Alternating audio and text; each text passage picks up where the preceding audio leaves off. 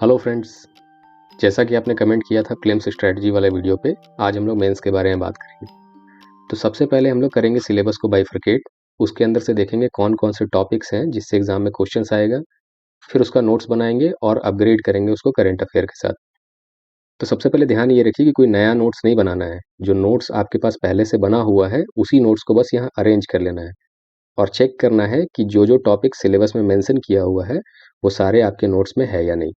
तो सबसे पहले आप एपीएससी के वेबसाइट पे जाइए और यहाँ जा कर के सिलेबस को डाउनलोड कीजिए। तो जीएस 1 का सिलेबस जैसे यहाँ मैंने डाउनलोड किया है और आज मैं जीएस 1 के ही टॉपिक को बाइफरकेट करूंगा वहाँ पे जो भी टॉपिक्स जीएस 1 से रिलेटेड है। जीएस 2 का आप एक बार खुद से करके देखिए, नहीं होगा तो कमेंट में फिर से लिख दीजिएगा, उसके लिए भी मैं जीएस 2 का अलग से बनाऊंगा। उसी तरह जीएस 3, जीएस 4, जीएस 5 सबके टॉपिक्स को आपको बाइफरकेट कर लेना है और उसको नोट्स को बनाना है। तो चलिए हम लोग देखते हैं कि जीएस 1 का टॉपिक कैसे बाइफरकेट हुआ है और किस तरह से यहाँ पे हम लोग उसको कर सकते हैं कवर। तो देखिए, सबसे पहले तो मैंने जो बताया आपको कि सिलेबस मैंने यहाँ डाउनलोड किया है, तो ये हमारा सिलेबस। अब सिलेबस जिस फॉर्मेट में लिखा है उसी फॉर्मेट में डायरेक्ट नोट्स नहीं बनाया जा सकता है। तो जैसे इंडियन कल्चर सेल कवर, अब ये है आर्ट एंड कल्चर का सिलेबस। अब आर्ट एंड कल्चर में किस तरह से हमें सिलेबस में देख करके नोट्स बनाना है वो यहाँ देखते हैं। तो Indian culture shall cover the salient aspects of art forms, literature and architecture. यानी आर्ट एंड कल्चर में 3 सेगमेंट्स पे फोकस करना है: art forms, literature and architecture. अब आपको देखना है कि जो नोट्स आपने बनाया है आर्ट एंड कल्चर का उसके अंदर आर्ट फॉर्म्स है कि नहीं। आर्ट फॉर्म्स का मतलब होता है बेसिकली पेंटिंग, कोई क्लासिकल डांस या इस तरह की चीज़ें। तो ये आर्ट फॉर्म्स है कि नहीं, और वो भी from ancient to modern times. जैसे आर्ट फॉर्म्स का सबसे पहला एग्जाम्पल है भीमबेटका केव्स का एग्जाम्पल, जिसमें केव में कुछ उन्होंने पेंटिंग बनाया था, उसके बारे में क्या फीचर है उसके, वो सब चीज़ें। फिर उसके बाद आगे बढ़ेंगे तो आपको आर्ट फॉर्म्स दिखाई देगा इंडस वैली सिविलाइजेशन के टाइम पे, जब स्कल्पचर्स वो लोग बनाते थे ब्रोंज का, सैंडस्टोन का, टेराकोटा का। स्कल्पचर तो नहीं है टेराकोटा का, छोटे छोटे फिगरिंग से सील्स बनाते थे वो लोग।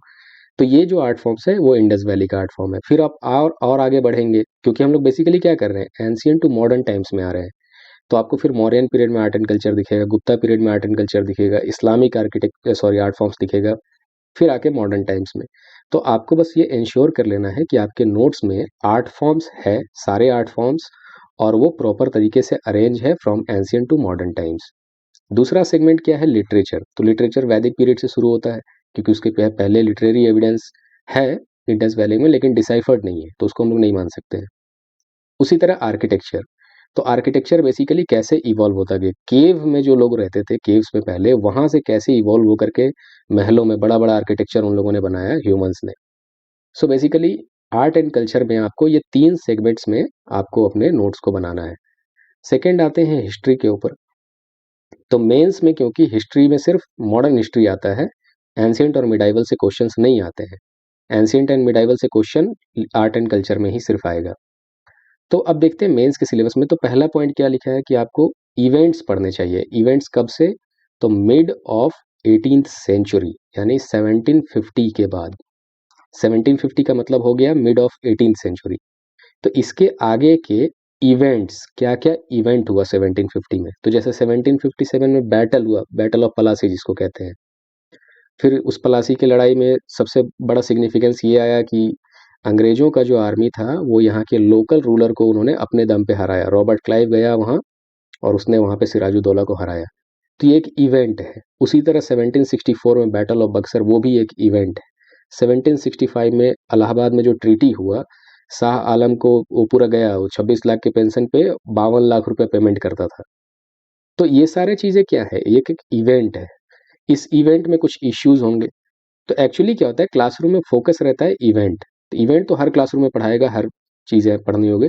पर्सनालिटीज पे उतना ज्यादा फोकस नहीं करते हैं कि पर्सनालिटीज इन द सेंस कि जो जो पर्सनालिटीज निकल के आई फ्रीडम मूवमेंट में या फिर 1857 में, उन पर्सनालिटीज ने यहाँ पे क्या क्या काम किया। तो हमें बेसिकली थोड़ा सा पर्सनालिटीज के बारे में भी जानना चाहिए।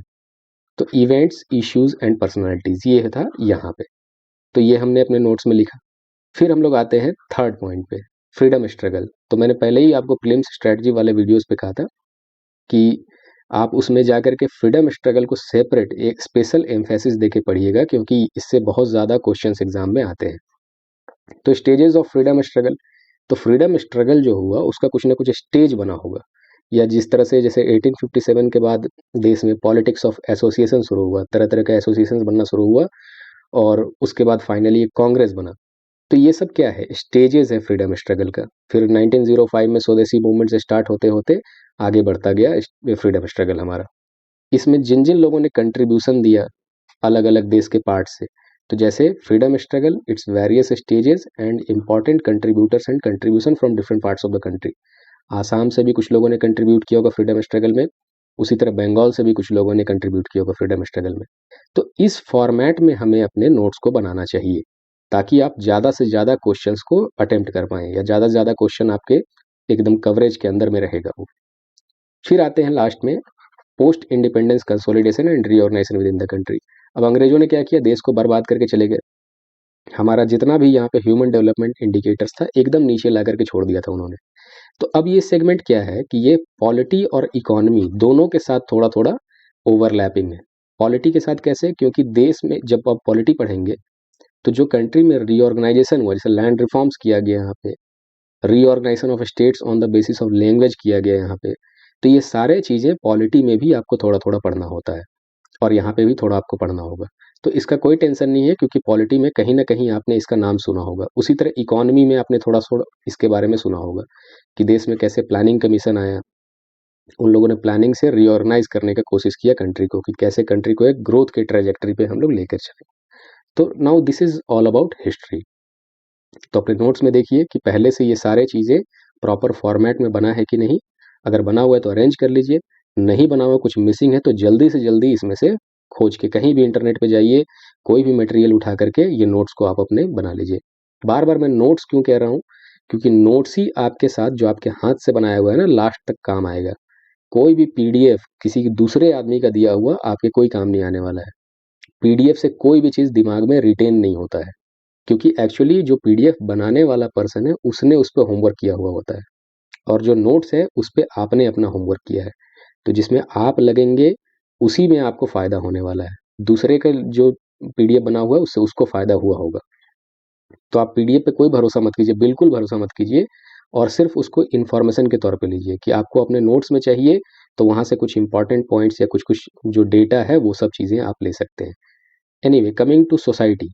अब यहाँ से सिलेबस शुरू होता है सोसाइटी का। तो सोसाइटी में क्या है, तो सबसे पहले आपके जैसे मान लीजिए सोसाइटी का कॉपी बनाया है आपने, तो उस कॉपी में सबसे पहला चैप्टर क्या होना चाहिए, पहला टॉपिक क्या होना चाहिए, तो पहला टॉपिक होना चाहिए फीचर्स ऑफ इंडियन सोसाइटी। क्यों, क्योंकि यहाँ लिखा है पहला टॉपिक वही, salient features of Indian society. फिर दूसरा चैप्टर क्या होना चाहिए, डाइवर्सिटी। तो डाइवर्सिटी जैसे फीचर्स ऑफ इंडियन सोसाइटी क्या है कि हमारा सोसाइटी हेट्रोजेनस है, यहाँ पे कास्ट सिस्टम है, यहाँ पे पैट्रियार्की है, ये सारी चीज़ें, यहाँ पे डाइवर्सिटी है कि नहीं। तो इसी तरह role of women in society, मतलब role of women and women's organisation separate, क्योंकि विमेन अलग है और विमेंस ऑर्गेनाइजेशन अलग अलग है।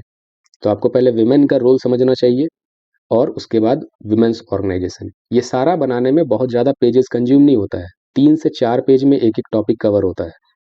तो इससे आपको क्या होगा कि जो नोट्स होगा वो क्रिस्प होगा, छोटा होगा, और सारा इन्फॉर्मेशन उसके अंदर रहेगा, कोई भी चीज़ छूटेगा नहीं, और कोई भी अननेसेसरी एडिशन नहीं होगा आपके नोट्स में। अगला चीज़ है population and issues, poverty, developmental issues, जो सारे के सारे चीज़ें यहीं से हम लोग निकाल करके लेके आ रहे हैं, बस अलग अलग किया हुआ है। तो पॉवर्टी में आप जाएं या पॉपुलेशन में जाएं, तो ये देश का प्रॉब्लम्स है। देश में एक तो बहुत बड़ा पॉपुलेशन है, और इतने बड़े पॉपुलेशन के लिए प्रॉपर रिसोर्स नहीं है हमारे पास, जो ज्योग्राफी में आप पढ़ते हैं रिसोर्सेज के बारे में। तो नाउ डेवलपमेंटल इश्यूज क्या है, बहुत तरह का डेवलपमेंटल इश्यूज है। वल्नरेबल सेक्शन के लिए डेवलपमेंटल इश्यूज, जो पीवीटीजीज है देश में, पार्टिकुलरली वल्नरेबल ट्राइबल ग्रुप्स, उनके लिए डेवलपमेंटल इश्यूज, विमेन का developmental issues, child developmental issues, etcetera. उसी तरह urbanisation, problem and solution, urbanisation का प्रॉब्लम क्या है और उसके सॉल्यूशन क्या है। तो ये थोड़ा डायनेमिक भी हो गया, क्योंकि करंट में कुछ ना कुछ सॉल्यूशंस हम लोग लेकर के आते ही रहते हैं अर्बनाइजेशन को सॉल्व करने, अर्बनाइजेशन के प्रॉब्लम को सॉल्व करने के लिए। अगला है effect of globalisation on society. तो अब देखिए, मान लीजिए कि मैं आपको कहूँ कि अब फर्दर आप बाइफरकेट कीजिए, तो effect of globalisation on society ये टॉपिक कैसे पढ़ेंगे आप। तो सोसाइटी के सारे कंपोनेंट में, जैसे सोसाइटी में शेड्यूल्ड कास्ट भी है, सोसाइटी में शेड्यूल्ड ट्राइब्स भी हैं, सोसाइटी में वुमेन भी है, सोसाइटी में ओल्ड एज पीपल भी है, तो इन सब के ऊपर ग्लोबलाइजेशन का क्या इम्पैक्ट हुआ वो सेपरेटली आपको देखना चाहिए। इसके लिए भी एक वीडियो मैंने कहीं पे बनाया हुआ है इसी और अपलोड किया हुआ है आंसर राइटिंग सीरीज में। दूसरा है सोशल एम्पावरमेंट किस तरह से, तो कैसे हमारा सोशल एम्पावरमेंट हो सकता है, किस तरह से सरकार कुछ योजना लेकर के या कुछ गवर्नमेंट स्कीम्स लेकर के एम्पावर करती है लोगों को। Problems of communalism, regionalism, secularism, ये सारी चीज़ें आपको इस तरह से समझना चाहिए। अब आते हैं ज्योग्राफी के सिलेबस के बारे में। तो अब ज्योग्राफी का सिलेबस देखिए यहाँ पे कितना कंफ्यूजिंग तरीके से लिखा है, उसको हमें कैसे समझना चाहिए। Salient features of India's and world's physical geography. अब फिजिकल ज्योग्राफी के जितने सेगमेंट हैं, जैसे जियोमॉर्फोलॉजी, क्लाइमेटोलॉजी, ओशियोनोग्राफी, इन सारे सेगमेंट्स का प्रोसेस सेम है। मतलब कोई माउंटेन बिल्ड हो रहा है तो माउंटेन बिल्डिंग प्रोसेस सेम है। इंडिया में ऐसा नहीं कि इंडिया में अलग तरीके से कुछ माउंटेन बनते हैं, इंडिया में भी वही प्रोसेस से माउंटेन बनेगा जो यूरोप में एल्प्स जिससे बना हुआ है। लेकिन आपको क्या है कि दोनों को अलग अलग समझना चाहिए कि इंडिया में क्या फिजियोग्राफी है और किस तरह से यहाँ पे चीज़ें हैं, और उसी तरह वर्ल्ड में किस तरह से चीज़ें हैं। तो features of world physical geography and features of Indian physical geography, ये दो पॉइंट्स एक ही में लिखा हुआ है। तो इंडियन ज्योग्राफी और वर्ल्ड ज्योग्राफी आपको सेपरेटली समझना चाहिए। अगला क्या है कि distribution of natural resources in world, दुनिया भर में नेचुरल रिसोर्सेज कैसे कैसे डिस्ट्रीब्यूट है, कहाँ पे कोल बेल्ट्स पाया जाता है, या कहाँ पे जो नेचुरल रिसोर्स पे जैसे यूरेनियम कहाँ पे मिलता है, या फिर पेट्रोलियम का रिजर्व्स कहाँ कहाँ पे है, वो सारी चीज़ें। उसी तरह distribution of resources in south Asia. अब साउथ एशिया का मतलब है basically countries like India, Pakistan, Bangladesh, Myanmar, और यहाँ पे म्यांमार तो साउथ ईस्ट एशिया हो गया, लेकिन बेसिकली कंट्रीज जो आपके नेपाल हो गया या फिर श्रीलंका हो गया, ये सारे कंट्रीज साउथ एशिया का पार्ट है। तो इस साउथ एशिया में बेसिकली इंडिया सबसे ज़्यादा इंपॉर्टेंट है क्योंकि हम इंडिया का ही एग्जाम लिखने जा रहे हैं। तो इन सब के बारे में कहाँ कहाँ रिसोर्सेज जो अरेंज्ड है वो हमें समझ में आना चाहिए। जैसे महानदी या फिर मान लीजिए दामोदर वैली एरिया है, वहाँ पे कोल बेल्ट्स मिलते हैं, तो वो कोल बेल्ट्स क्यों मिलते हैं वहीं पे। या फिर आप जाएंगे थोड़ा नीचे चले जाएंगे तो आप वेस्ट जो डेकान का जो लावा ट्रैप है वहाँ पे भी कुछ मिनरल्स मिलते हैं। तो वो सारी चीज़ें आपको समझ में आना चाहिए, उसका नोट्स प्रॉपर तरीके से बना होना चाहिए। Next is factors responsible for primary industries. अब ऐसे कौन कौन से फैक्टर हैं जिसकी वजह से प्राइमरी इंडस्ट्रीज कहीं पे लोकेटेड है। Land, labour, capital. अब लेबर है, मान लीजिए कहीं पे हमने फैक्ट्री लगाया, लेबर वहाँ पे 2,000 रुपये एक दिन का मांग रहा है, तो वो फिजिबल नहीं है कि वहाँ पे आप प्रोडक्शन करेंगे तो मालूम चला लेबर कॉस्ट की वजह से जो आउटपुट निकल के आ रहा है उसका प्राइस इनपुट कॉस्ट से बहुत कम है। मतलब इनपुट ही में ही इतना पैसा लग गया कि हमें प्रॉफिट नहीं हो रहा है, तो वहाँ प्रोजेक्ट कभी नहीं लगेगा। तो वो एरिया कभी भी लोकेट नहीं हो, मतलब प्रॉपर अच्छा सा रिसोर्सफुल एरिया नहीं होगा किसी भी इंडस्ट्रीज के लिए। तो factors responsible for primary industries, तो क्या क्या फैक्टर है आप लिस्ट आउट कीजिए। Factors responsible for secondary industries, जो सेकेंडरी इंडस्ट्रीज का मतलब जो प्राइमरी इंडस्ट्रीज के प्रोडक्ट्स के ऊपर डिपेंड करती हैं, तो उनका लोकेशन कहाँ पे है। उसी तरह factories responsible for tertiary industry, Bangalore में सारा आईटी कंपनी है, तो वो क्यों है वैसा वहाँ पे। और जब ये कवर कर लेंगे, नोट्स में बना लेंगे, then we come to earthquake, tsunami, volcanism and cyclone. ये क्या है, जियोफिजिकल फेनोमेना। अब ये क्या, इसका अलग से कोई नोट्स नहीं होता है, क्योंकि जब आप वर्ल्ड फिजिकल ज्योग्राफी पढ़ रहे होंगे तो जैसे जियोमॉर्फोलॉजी आपने पढ़ा, तो कैटास्ट्रॉपिक इवेंट्स ऑफ जियोमॉर्फोलॉजी में अर्थक्वेक, सुनामी, वोल्केनिज्म सब आ जाएगा। क्यों, क्योंकि अर्थक्वेक जो होता है प्लेट्स के, मान लीजिए कोई फॉल्ट डेवलप हुआ जमीन के नीचे in different layers of the earth, तो वहीं पे क्रैक होगा, वो डेवलप होकर के सरफेस पे अपना एनर्जी रिलीज करेगा और अर्थक्वेक आएगा। लेकिन यही चीज़ जब सबमरीन हो, मतलब समुद्र के नीचे जब अर्थक्वेक आएगा तो सुनामी बन जाएगा। सो ऑल दीज थिंग्स हमें सेपरेटली नोट्स में मेंशन होना चाहिए बेसिकली। अब आते हैं location of geographical features. Geographical feature जैसे ग्लेशियर हो गया, या ज्योग्राफिकल फीचर माउंटेन ही हो गया, या फिर प्लेट्यूज हो गए, तो उनका लोकेशन कहाँ कहाँ है। तो बेसिकली ये तो आप फिजिकल ज्योग्राफी के टाइम पे ही थोड़ा सा पढ़ लेंगे और उसको थोड़ा सा एलेबोरेट कर लेंगे यहाँ पे, प्लस मैप वर्क भी यहाँ पे होना चाहिए। मैपिंग भी आप यहीं पे कर लेंगे, लोकेशन कहाँ कहाँ है दुनिया भर में और इंडिया में। Changes in geographical features. अब ये जो जियोग्राफिकल फीचर है, जैसे पहाड़ बना हुआ है, तो पहाड़ का क्या होगा कि इरोजन होगा। या हिमालय है तो हिमालय का इरोजन भी हो रहा है, साथ ही साथ हिमालय ग्रो भी कर रहा है। तो इसके अंदर जो चेंजेस आएंगे उनसे क्या इम्पैक्ट पड़ेगा हमारे ऊपर। फिर उसी तरह changes in flora and fauna and impact, basically biogeography का क्वेश्चन है। तो फ्लोरा एंड फौना बायोडाइवर्सिटी जो है उसका क्या इम्पैक्ट पड़ता है हमारे ऊपर, उसमें चेंज आने से क्या इम्पैक्ट पड़ सकता है। सो बेसिकली इस तरह से हमने किया GS1 के सिलेबस को बाइफरकेट, और बाइफरकेट करने से ये सारे पॉइंट्स आए, और इसमें से मुझे लगता है 70% आपका सिलेबस कवर हो चुका होगा। आपने पढ़ तो लिया है लेकिन उसको प्रॉपरली अरेंज नहीं करके रखा हुआ है, जहाँ तहाँ है वो। तो क्या होगा कि एग्ज़ाम जब नज़दीक आने लगेगा तो आपको ढूंढना पड़ेगा कि वो कहाँ है, और उस चक्कर में क्या होगा कि प्रॉपर रिवीजन नहीं हो पाएगा और आपका एग्ज़ाम में सिलेक्शन रुकेगा। तो आप अच्छे तरीके से पहले ही उसको अरेंज कर लें कि हाँ, ये सारा टॉपिक एक जगह पे एक कॉपी में लिखा हुआ है अच्छे तरीके से। चलिए, तो जब ये समझ लिए तो हम अब आगे बढ़ते हैं और आगे समझते हैं कि और क्या-क्या है। तो टॉपिक अब आइडेंटिफाई होने के बाद उसका नोट्स कैसे बनाएँ, वो वाला सेगमेंट है ये। तो सबसे पहले टॉपिक तो आइडेंटिफाई आपको हो गया। जैसे एग्ज़ाम्पल के लिए ये GS3 है और इसके अंदर हम लोग करते हैं टॉपिक को आइडेंटिफाई। तो टॉपिक कैसे? तो मान लीजिए एनवायरनमेंट का टॉपिक मैं आइडेंटिफाई कर रहा हूँ, ये एनवायरनमेंट का टॉपिक है। तो जैसे पहले हमने बाइफरकेट किया, इसको बाइफरकेट करके यहाँ पे मैंने लिखा है कि कंजर्वेशन ऑफ एनवायरनमेंट, ये conservation, environmental pollution and degradation. तो कंजर्वेशन ऑफ एनवायरनमेंट, इसी में बायोडाइवर्सिटी का कंजर्वेशन भी आ जाएगा और क्लाइमेट चेंज को मिटिगेट करने का तरीका भी यहीं पे आएगा। सेकेंड था एनवायरमेंटल पॉल्यूशन एंड डिग्रेडेशन, और तीसरा था एनवायरमेंटल इम्पैक्ट असेसमेंट।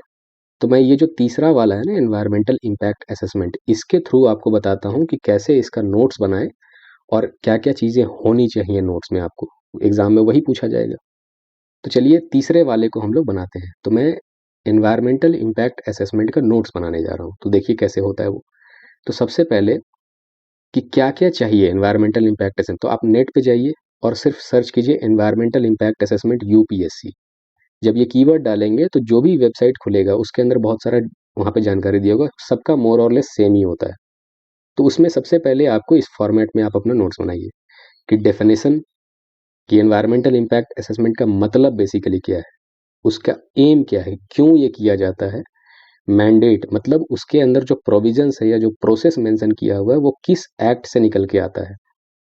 उसके बाद हिस्टोरिकल बैकग्राउंड, कि पहले सबसे पहले क्या डेवलपमेंट रहा एनवायरमेंटल जो इम्पैक्ट असेसमेंट है, कैसे कैसे वो शुरू हुआ, आज क्या पोजीशन है, कौन कौन सा प्रोसेस इन्वॉल्व होता है EIA करने में, कौन कौन से स्टेक होल्डर्स हैं। और आप चाहें तो इसमें 7th पॉइंट में और भी चीज़ें ऐड कर सकते हैं, कैटेगराइजेशन ऑफ वेरियस प्रोजेक्ट्स, ये सारी चीज़ें आप इसमें ऐड कर सकते हैं एनवायरमेंटल इम्पैक्ट असेसमेंट में। तो ये सब चीज़ें जब ऐड हो जाएगा तो कैसे हमारा नोट्स दिखेगा, बेसिकली उसका मैं एक सैंपल आपको यहाँ पे दिखाता हूँ। तो चलिए हम लोग आगे देखते हैं कि कैसे ये चीज़ें नोट मेकिंग। तो अब देखिए चीज़ वही है, इसको मैंने क्या किया, कॉपी के अपने पहले ही पेज पे लिख लिया। जैसे एनवायरनमेंट का मैंने एक कॉपी बनाया, या आप सब भी बनाते हैं, तो एनवायरनमेंट के कॉपी के पहले ही पेज पे मैंने ये पेस्ट कर लिया कि इतनी चीज़ें मुझे एनवायरनमेंट एंड इकोलॉजी में पढ़ना है। तो जैसे जैसे मैं कवर करता जाऊंगा वैसे वैसे मैं हाईलाइट करता जाऊंगा उस पेज के ऊपर कि हाँ ये मेरा कवर हो गया। तो सबसे पहले जो पॉइंट्स पीछे लिखा हुआ था, पीछे एक बार देख भी लीजिए, यही सारा बाइफरकेटेड टॉपिक्स था एनवायरनमेंट का। So these are all bifurcated topics, और उसको हम आगे देख रहे हैं। तो कॉपी में मैंने क्या लिखा पहले पेज पे, कंजर्वेशन ऑफ एनवायरनमेंट, ये चीज़ें, उसमें बायोडाइवर्सिटी, क्लाइमेट चेंज। तो मेरे कॉपी के आगे वाले सेगमेंट्स में ये सब चैप्टर्स बन के वहाँ पे दिख रहा होगा कि बायोडाइवर्सिटी में मैंने फ्लोरा फोना, क्या क्या कन्वेंशन ऑफ बायोडाइवर्सिटी है, क्या क्या प्रोटोकॉल्स है बायोडाइवर्सिटी में, साइट्स क्या है, वो सब चीज़ें मैंने वहाँ पे लिखा। फिर क्लाइमेट चेंज के बारे में लिखा। फिर उसी तरह सेकंड में environmental pollution, degradation, land water air और एनवायरमेंटल इम्पैक्ट असेसमेंट, इसका पूरा चीज़ें मुझे कवर है कि नहीं है यहाँ पे। तो कैसे उसको कवर करें, तो अब देखते हैं आगे। Now coming to this segment. अब देखिए, तो एनवायरमेंटल इम्पैक्ट असेसमेंट में याद कीजिए मैंने बोला था कि डेफिनेशन पहले।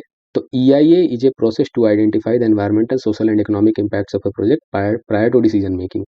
ये है डेफिनेशन वाला part. Now this part is definition. तो डेफिनेशन मेरा कवर हो गया, मैं जानता हूँ कि अब EIA क्या है। बेसिकली EIA कुछ नहीं है कि जब कहीं पे प्रोजेक्ट लगता है, जैसे मान लीजिए कोल फायर्ड पावर प्लांट आप लगा रहे हैं कहीं पे, तो उसको आप किसी एग्रीकल्चर फील्ड में तो नहीं लगा सकते हैं ना, क्योंकि वहाँ पे लोगों का जो पूरा आजीविका है, उनका लिवलीहुड है, वो डिपेंड करता है एग्रीकल्चर पे। और वो एग्रीकल्चर लेबर है या फार्मर है, फार्मर कम्युनिटी, वो इंडस्ट्रियल लेबर नहीं है कि कहीं पे प्रोजेक्ट आपने लगाया उससे उनको फायदा हो गया, ऐसा नहीं होगा। तो वहाँ एनवायरनमेंट पे क्या इम्पैक्ट पड़ रहा है कि एनवायरनमेंट एनवायरनमेंट का मतलब बेसिकली ये है कि जो भी living thing and non living thing हमारे आसपास है, उसी को हम लोग एनवायरनमेंट कहते हैं। तो लिविंग थिंग तो ह्यूमंस हो गए, जानवर हो गए। नॉन लिविंग थिंग्स हो गया जो हमारा खेत है, कि वहाँ कोल फायर्ड पावर प्लांट लगाया। अब जैसे ही प्लांट स्टार्ट हुआ, कमिश्निंग हुआ, जैसे ही कोयला पहली बार डाला गया बॉयलर में, जब फ्लाई ऐश ऐसा निकला कि वो पूरा डिपोजिशन कर दिया प्लांट्स के ऊपर आसपास। अब सारे प्लांट्स में फोटोसिंथेसिस ठीक से नहीं हो रहा है, प्लांट्स मर रहे हैं। साथ ही साथ जो ये कोयला वाला पावर प्लांट चलेगा तो दुनिया भर का पानी लगता है इसके अंदर। तो वाटर वो कहीं से नियर बाई सोर्स से खींच लिया, पूरा का पूरा पानी नदी ड्राई कर दिया नज़दीकी वाला। तो ये सब चीज़ें नहीं होनी चाहिए, कहीं पे दिक्कत नहीं होनी चाहिए या सस्टेनेबल होना चाहिए। तो उसके लिए हम लोग एनवायरमेंटल इम्पैक्ट असेसमेंट करते हैं। तो डेफिनेशन हमें समझ में आ गया। अब सेकंड चीज़ जो मैंने पीछे लिखा था, एम। एम क्या है एनवायरमेंटल इम्पैक्ट असेसमेंट का? टू प्रेडिक्ट एनवायरमेंटल इम्पैक्ट्स, कि पहले प्रोजेक्ट लगाने से पहले ही हमें प्रेडिक्ट कर लेना है। ये नहीं कि प्रोजेक्ट आज लगा, अब पूरा एनवायरनमेंट तहस नहस हो गया और बैठ करके हम लोग आंसू बहा रहे हैं कि अरे ये क्या कर दिया। नहीं, लगाने से पहले असेसमेंट कर लेना है कि ये प्रोजेक्ट सही में यहाँ ठीक ठाक फायदा पहुंचाएगा या फिर ये लॉस में जाएगा हमारा। यहाँ हम लोग मॉनेटरी लॉस के बारे में बात नहीं कर रहे हैं, एनवायरमेंटल लॉस के बारे में बात कर रहे हैं। To reduce adverse impacts of projects etcetera. Mandate ये कहाँ से लेता है? तो हमारा डेफिनेशन कंप्लीट हुआ, एम हमने समझ लिया, अब आ रहे हैं मैंडेट के ऊपर। तो मैंडेट का मतलब है कि ये शक्तियाँ या प्रोसेस, ये जो इसके अंदर है वो कहाँ मेंशन है, किस एक्ट में? तो एनवायरमेंटल प्रोटेक्शन एक्ट 1986, वहाँ पे प्रोसेस मेंशन है एनवायरमेंटल इम्पैक्ट असेसमेंट का, कि कैसे करना है उसको। फिर आते हैं हिस्टोरिकल बैकग्राउंड। तो हमने अपने नोट्स में देखिए क्या क्या चीज़ें कवर कर ली। और मैंने पहले ही कहा था कि नोट्स बहुत लंबा नहीं होगा, ये छोटा ही नोट्स बनेगा, क्रिस्प बनेगा, लेकिन टू द पॉइंट और एकदम सिलेबस के अकॉर्डिंग बन जाएगा आपका। बहुत फ़ायदा होगा आपको। Definition, um, mandate and historical background, कि 1976-77 से कैसे कैसे ये सब चीज़ें शुरू होती हैं। चलिए अब आगे आते हैं कि इसी के फर्दर पेजेस को हम लोग और भी देखते हैं। Now coming to the next, कि अब ये चल रहा था इसका हिस्टोरिकल बैकग्राउंड। अब ये ईआईए प्रोसेस क्या है? तो ईआईए का पूरा प्रोसेस 10 स्टेप का प्रोसेस है, कि कैसे कैसे हम लोग 10 स्टेप में काम करेंगे। उसी तरह फिर हमने आया कि मैंने बोला कि एक अलग से आपको कुछ एडिशन करना है, तो कैटेगराइजेशन ऑफ प्रोजेक्ट भी आप ऐड कर सकते हैं उसमें। तो प्रोजेक्ट कैसे ऐड हुआ हुआ है कि 4 कैटेगरी है प्रोजेक्ट का, category A, B, C and D. जैसे एक कैटेगरी है ए, जिसमें एनवायरमेंटल इम्पैक्ट असेसमेंट मस्ट है, ज़रूरी है कि करना ही पड़ेगा। कैटेगरी बी कि लिमिटेड एआई ईआई का रिक्वायरमेंट है, वहाँ पे उतना ज़्यादा मतलब सारे स्टेप्स को फॉलो नहीं करेंगे, 5 स्टेप्स में अपना काम हो जाएगा। कैटेगरी सी जिसमें एनवायरमेंटल इम्पैक्ट असेसमेंट नहीं चाहिए, और कैटेगरी डी प्रोजेक्ट यहाँ लग ही नहीं सकता है। तो ये एक्स्ट्रा एडिशन भी आप उसके अंदर कर सकते हैं, एक्स्ट्रा इन्फॉर्मेशन है वो। Now coming to the last, जो आपको दिखेगा इसके अंदर नोट्स में, ये पूरा नोट्स नहीं है, मैंने सिर्फ एक सेगमेंट आपको एग्जांपल के तौर पे यहाँ पे बताया है कि कैसे कैसे हम लोग नोट्स बना सकते हैं सिलेबस के according. Now coming to the last point, stakeholders कौन कौन है? तो जो प्रोजेक्ट डेवलपर होगा, जो लगाने जा रहा है कंपनी, वहाँ पे प्लांट लगाने जा रहा है बेसिकली, वो पब्लिक है, इसमें पॉल्यूशन कंट्रोल बोर्ड है, ये सारे लोग स्टेक होल्डर होते हैं। इंपॉर्टेंस क्या है और इसके इश्यूज क्या क्या हैं? तो आप देखिएगा कि एग्जाम में क्वेश्चन हमेशा इसी किसी टॉपिक से, सब टॉपिक से घूम के आता है, कि what are the issues in environmental impact assessment of this project. हो सकता है करंट के साथ कनेक्ट कर दे, कि करंट में कुछ प्रोजेक्ट लगने वाला था किसी एरिया में, और उसका एनवायरमेंटल इम्पैक्ट असेसमेंट इस तरह से, क्या इश्यूज उसके अंदर आ रहा है। अब जब आपने समझ लिया है कि नोट मेकिंग कैसे करना है, अब आते हैं अपग्रेड, जो नोट को आपको अपग्रेड करना है बेसिकली। अपग्रेड क्यों करना है? क्योंकि जो पढ़ते हैं आप, जैसे मान लीजिए आपने जब से ये सिविल सर्विसेज का तैयारी शुरू किया होगा, बिगिनिंग में आपने कुछ पढ़ा होगा, जैसे हिस्ट्री ही पढ़ा आपने बिगिनिंग में, या ज्योग्राफी पढ़ा आपने बिगिनिंग में। तो with the due process of time आगे जा करके उसमें कुछ एनहेंसमेंट होगा आपके नॉलेज में। जैसे पहले आपने कुछ पढ़ा था, आगे चल करके क्या हो रहा है कि आप पेपर पढ़ रहे हैं या फिर कुछ भी पढ़ रहे हैं, तो आपका नॉलेज बढ़ता चला जा रहा है। तो ये जो नया नया पॉइंट्स आपके दिमाग में बाद में पढ़ने से आ रहा है, उसको क्या करें? तो उसको क्या करना है, आपको ऐड करना है। जहाँ भी नोट्स आपने बनाया हुआ है, वहीं पे आपको ऐड कर देना है। तो दो तरह का एडिशन हो सकता है, अगर आपको स्टैटिक डेटा ऐड करना है या डायनेमिक डेटा ऐड करना है। स्टैटिक डेटा का मतलब होता है, जैसे कोई स्टैटिक ही पोर्शन है, मान लीजिए हिस्ट्री, जिसका मैं अभी आपको एक एग्जांपल दिखाता भी। जैसे हिस्ट्री में आपने कोई चीज़ पढ़ा वहाँ पे, जैसे मान लीजिए कि मुगल्स के बारे में आपने पढ़ा। अब आपका कोई सेगमेंट उस समय क्या है कि आप सारा चीज़ नहीं पढ़ पाएंगे। अब 6 महीने बाद आपने फिर से मुगल्स का कहीं न्यूज़ देखा या कहीं पे पढ़ा, अब वो क्या है कि फिर से वो स्टैटिक ही पार्ट है, लेकिन उसको क्या करना है आपको, जहाँ भी मुगल्स वाला पोर्शन आपने कॉपी में लिखा था उसी जगह पे जा करके वो ऐड करना है। एग्जाम्पल के लिए मान लीजिए मुगल्स में आपने पढ़ा अकबर में, अकबर के राजपूत पॉलिसी के बारे में, Akbar had a Rajput policy क्या क्या था। अब उस समय क्या है ना, आप सारा चीज़ नहीं सीख पाएंगे, बाद में आपको एक दो लाइन एक्स्ट्रा मालूम चला तो उसको क्या करना है, जहाँ राजपूत पॉलिसी लिखा हुआ था वहीं जा करके वो ऐड कर देना है। तो ये तो हो गया स्टैटिक डेटा, और इसका एक एग्जाम्पल मैं अभी आपको दिखाता हूँ। अब ये यहाँ मैंने नोट्स बनाया मराठा एसेंडेंसी अंडर पेशवास का। तो ये क्या है, मैंने नोट्स पहले ही बना दिया, और ये मैं कॉपी में बना रहा था, जैसा आप लोग करते हैं कॉपी में अगर आप लोग नोट्स बनाते हैं तो दिक्कत यहाँ पे आता है। तो मराठा एसेंडेंसी में बालाजी विश्वनाथ कैसे आए, या पेशवाज ने आकर के कैसे, तो पेशवा बेसिकली शिवाजी के बाद आए थे। अब ये क्या है, ये नोट्स मेरा पहले बन गया। अब बाद में क्या है कि कुछ क्वेश्चंस ऐसा आना शुरू हुआ कि सोर्सेस ऑफ मराठा हिस्ट्री के ऊपर क्वेश्चंस आए। तो फिर मुझे ध्यान में आया कि नहीं, शिवाजी के लाइफ के आगे पढ़ने से पहले थोड़ा शिवाजी के बारे में भी वहाँ पे जानना ज़रूरी है। तो वो मैंने कहीं पे और लिखा था लेकिन वो छूट गया। तो अब इसको क्या है कि मान लीजिए मुझे बीच में ऐड करना है, तो मैंने क्या किया, कॉपी में इसको लिख करके पेस्ट कर दिया। जैसे शाहजी भोंसले जो मराठा सरदार आए थे, जिन्होंने पूना का जागीर वगैरह दिया अपने जीजाबाई को और अपने शिवाजी को। तो फिर शिवाजी का लाइफ वहाँ से किस तरह से चलने लगा, उन्होंने कैसे फोर्ट्स को कब्जा किया, ट्रीटी ऑफ पुरंदर किया, ये सब चीज़ें की। तो जो एक्टिविटीज़ उन्होंने किया, फिर उन्होंने कैसे एडमिनिस्ट्रेशन अपना बनाया वहाँ पे धीरे धीरे, और शिवाजी का एडमिनिस्ट्रेशन, मिलिट्री, रेवेन्यू, इन सब चीज़ों के ऊपर। तो इसको मैंने क्या किया, मान लीजिए मुझे ये बाद में ऐड करना था, तो मैंने क्या किया, एक छोटे से पेपर में लिखा और इस चीज़ को लेकर के मैंने वहाँ पे पेस्ट कर दिया सिंपली उसको। और ये जो पेस्टिंग की जगह पे आप मान लीजिए कि स्टेपल करना चाहते हैं तो वो भी कर सकते हैं। अगर आप A4 साइज़ के पेपर में लिख रहे हैं तब तो ये बहुत सिंपल है, एक नया पेपर लीजिए वहाँ पे ऐड कर दीजिए, या फिर अगर आप कॉपी में लिख रहे हैं तो इस तरह से आप वहाँ पे पेस्ट कर सकते हैं, जो एडिशनल इन्फॉर्मेशन आप बाद में सीखते हैं। तो अब ये था एडिंग स्टैटिक डेटा, जो मैंने आपको एक एग्जांपल के तौर पे दिखाया। अगर आपको डायनेमिक डेटा भी ऐड करना है, जैसे कुछ सब्जेक्ट्स बहुत ज़्यादा डायनेमिक होते हैं, जो बार-बार बदलते रहना है उनको, तो अगर आपको डायनेमिक डेटा ऐड करना है तो आप कैसे कर सकते हैं, उसका भी 2 मेथड है। जैसे पहले, तो सबसे पहले जो डायनेमिक चीज़ें हैं, जैसे IR है, इंटरनेशनल रिलेशंस, तो ये बहुत ज़्यादा डायनेमिक सब्जेक्ट है, क्योंकि 2 कंट्रीज़ के बीच का राजनीतिक समीकरण हमेशा चेंज होता रहता है, कुछ ना कुछ नया होता रहता है। मान लीजिए इंडिया चाइना रिलेशंस है, तो कभी हो सकता है मोदी जी चाइना चले जाएँ या शी जिनपिंग इंडिया आ जाए, तो एक नया डेवलपमेंट होगा, कुछ MOU साइन कर ले वो लोग कि चलो आज से पाकिस्तान को छोड़ दो, हम और तुम दोस्त बनते हैं, कुछ MOU हो गया बाई चांस। तो ये चीज़ें ऐड करने के लिए स्पेस होना चाहिए आपके पेज कॉपी में।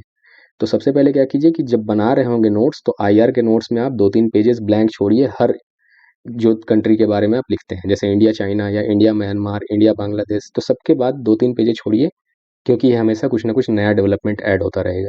या कहीं भी आप स्पेस छोड़ के रखिए बेसिकली वहाँ पे। दूसरा चीज़ है कि अगर आपने स्पेस नहीं छोड़ा है, फिर भी आप क्या कर सकते हैं कि स्मॉल छोटा-छोटा चिट्स में लिख करके आप इसको ऐड कर सकते हैं, जैसे यहाँ पे मैंने किया हुआ है। तो जैसे मान लीजिए कि मैंने यहाँ पे न्यूक्लियर के बारे में, अब ये क्या है, जो चिट्स है ये आप A4 साइज़ में भी लिख रहे हैं या कॉपी में लिख रहे हैं, कहीं पर भी लिख रहे हैं, आपको वहाँ स्टेपल करना होगा। क्योंकि जैसे मान लीजिए कि जो ये न्यूक्लियर टेक है, और आगे चल कर के एग्ज़ाम्पल के लिए कि जैसे 2022 अक्टूबर के मंथ में इंडिया फास्ट ब्रीडर रिएक्टर बनाने वाला था, नहीं बन पाया। तो वो अब डेवलपमेंट मान लीजिए फ्यूचर में कभी बनता है, तो जहाँ भी आपका नोट्स बना हुआ है न्यूक्लियर टेक्नोलॉजी का, तो वहीं पे एक छोटा सा पेपर लीजिए, उसमें लिखिए और स्टेपल कर दीजिए कि हाँ इंडिया ने ये सब बनाया। जो नया इन्फॉर्मेशन आता है कोई बहुत बड़ा इन्फॉर्मेशन नहीं होता, उसमें छोटे छोटे ही पॉइंट्स होते हैं, कि जो, क्योंकि बाकी जो बेसिक चीज़ें वो आप पहले ही सीख चुके हैं। छोटा सा इन्फॉर्मेशन होगा कि फास्ट ब्रीडर रिएक्टर बन गया, अब इसके बनने से ये सारी चीज़ें होंगी, 4-5 पॉइंट्स होगा, उसको छोटे से पेपर में लिखिए, स्टेपल कर दीजिए। तो ये चीज़ें हमारा रहेगा इस तरह से। तो हमने आज क्या-क्या सीखा बेसिकली, तो सिलेबस को हमने बाइफरकेट किया। मैंने GS1 का किया, आप होमवर्क के तौर पे ले सकते हैं कि आप बाकी के सिलेबस को करके देखिए बाइफरकेट, और चेक कीजिए कि आपका जो प्रॉपर टॉपिक्स है, जो दिया हुआ है इस सिलेबस में, वो सारे टॉपिक्स आपने नोट्स में बनाए हुए हैं कि नहीं बनाए हुए हैं। अगर ये बना हुआ है तो फिर टॉपिक्स में जो भी नोट्स अगर आपका बना हुआ है तो इसको बस आप अपडेट करिए करंट अफेयर के साथ, और जब ये हो जाएगा तो आपका एक भी क्वेश्चन एग्ज़ाम में नहीं छूटेगा, क्योंकि कोई भी क्वेश्चंस में, जैसा मैंने पहले कहा, सिलेबस से बाहर नहीं जाने वाला है। So I hope you liked it. आपको और भी कुछ ऐसा वीडियोस चाहिए तो उसके लिए आप कमेंट कर दीजिएगा, फिर भी मैं अपने साइड से जो APSC का जो एग्ज़ाम आने वाला है, हो सकता है मार्च अप्रैल जब भी हो, 24 में। तो जो रिवीजन है सारे सब्जेक्ट्स का या सारे जो भी टॉपिक्स हैं उसका एक रिवीजन सीरीज़ मैं खुद से भी लेकर के आने वाला हूँ। तो थैंक यू गाइस।